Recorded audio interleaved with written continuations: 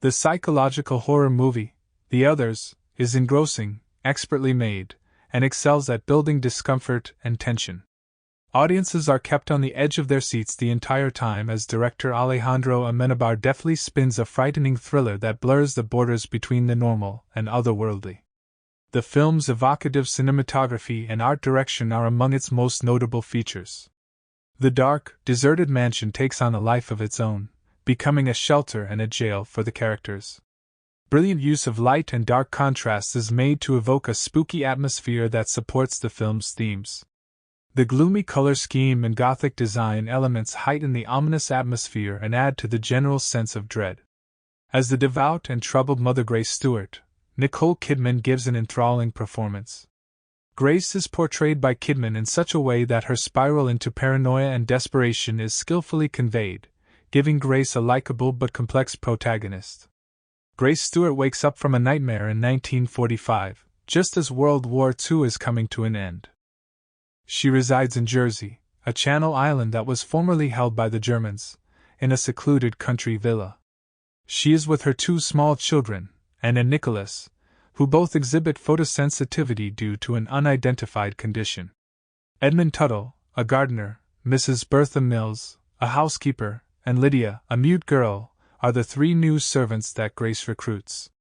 Grace is informed by Mrs. Mills that she formerly worked at the same home many years ago. The next day, when Grace is teaching her sons and daughters, Nicholas asks her about their father. Grace tells them their father is a brave soldier and has been to war. After that, Grace tells Anna to come to the music room. But since the curtain was open in the outer room, Anna could not go out. Then Grace asks Miss Millie to draw all the curtains in the room. In the next scene, we see Grace asking Miss Millie about her family. Then Miss Millie told him that no one in her family was alive, and that Lydia is Gardener Tuttle's. Suddenly, Grace hears a baby's cry. Assuming it's Nicholas, she hurries to him. However, Nicholas clarifies he was reading, not crying. Grace then considers Anna as the source of the cry. She rushes to Anna, who reveals she was reading silently as well, and said her mother she watched a boy called Victor was in her room, but her mother didn't believe that. But this situation leaves Grace feeling slightly concerned. Grace starts to worry that unidentified others are present when strange things start to happen at the home, and says she saw a number of people inside the house, including a guy, a woman, an elderly blind woman, and a young boy named Victor who said, "The house is theirs."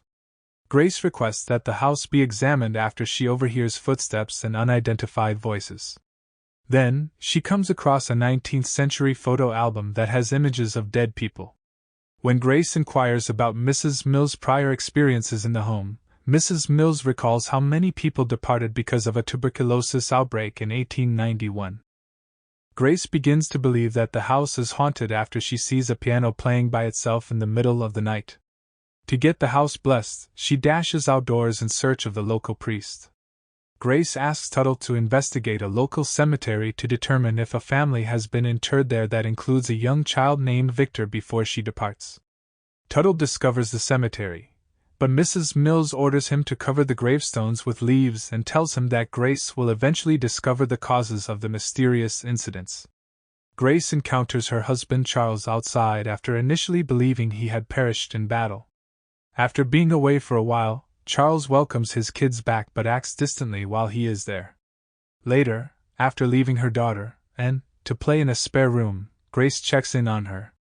Grace discovers an elderly woman on the floor of the room, wearing her daughter's communion dress with the veil down, much to her disgust. The elderly woman declares, "I am your daughter," in Anne's voice. In a fit of rage, Grace attacks the elderly woman, only to discover that she is a figment of her imagination and that Grace had unintentionally attacked her own daughter. Later, Anne claims that their mother has become insane in a similar manner to how she did that day, but her brother is unable to recall. Grace insists that the battle is done, but Charles says he must go back to the front. The couple cuddles up in bed and remains still. The kids are yelling because the curtains are gone, and the sunshine is coming in the next morning after Charles has departed. The housekeeper, Grace, accuses the servants of removing the drapes against her will and kicks them out. The following evening, the kids sneak outside and find the gravestones in the nearby cemetery belong to the recently exiled servants. When the youngsters turn to face the servants as they approach them toward the graveyard in the pitch black of night, they flee in terror. Grace discovers a picture of Mrs. Mills, Tuttle, and Lydia's bodies that had escaped the Book of the Dead and been taken during the tuberculosis epidemic. The kids flee upstairs and hide in the bedroom, where the other, elderly woman finds them. Grace is instructed to go upstairs and speak with the trespassers by Mrs. Mills when she returns to the house. It is revealed that Grace, believing Anne and Nicholas to be ill, unintentionally suffocated them with a pillow in a fit of wrath, not realizing they were photosensitive. Grace and her children are trapped in an endless cycle, reliving the same incidents in the mansion as they did before their deaths because Grace is overcome with guilt and is unable to accept her actions. Grace understands that the others are the family who have moved into their home and that she and Nicholas are also deceased, just like the servants. She tells her kids the whole story, and they figure out that their dad died in the war. Grace is urgently looking for a means to break herself and her children free from the cycle of suffering as she comes to terms with the truth. The heartbreaking sequence where Grace faces the kids and begs for their forgiveness and admits her awful error is the film's emotional climax. The cycle is broken at this point by realization and acceptance, and light floods the home. Finally at peace, Grace and Nicholas enter the afterlife. The ghosts of the housekeepers are still there, guarding the vacant mansion. The tragic reality behind the haunting is revealed at the end of the movie, bringing with it a feeling of closure and atonement. The manifestation of paranormal and spiritual activity is followed by Victor and his family leaving the house. Now that Anne and Nicholas are deceased, their ghosts can enjoy some time in the sun. Grace ominously declares that the house is only theirs as a for sale sign is seen placed on the gate, contradicting Mrs. Mills' warning that more people will move into the house and that the Stewarts would have to learn to live with them. The surprise twist in the movie, which redefines the entire plot and puts the audience's views to the test, is its main strength. A clever and profoundly moving plot twist that gives the drama a tragic depth is the realization that the characters are actually the ghosts. The horror subgenre gains from the examination of guilt, sadness, and the hazy boundary between life and death.